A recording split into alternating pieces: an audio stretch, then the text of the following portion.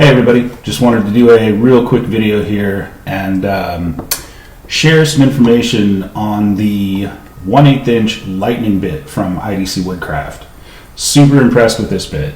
Previous projects I've done where I'm doing 3 and 4 path cribbage boards, it takes upwards of 10, 12, 13 minutes to complete all of the holes because there's pretty close to 500 of them.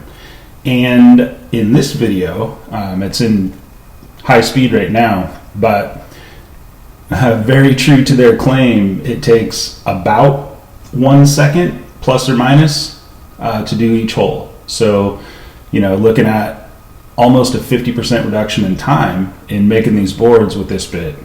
Again, super impressed. Definitely would suggest people checking out IDC Woodcraft, seeing what they got.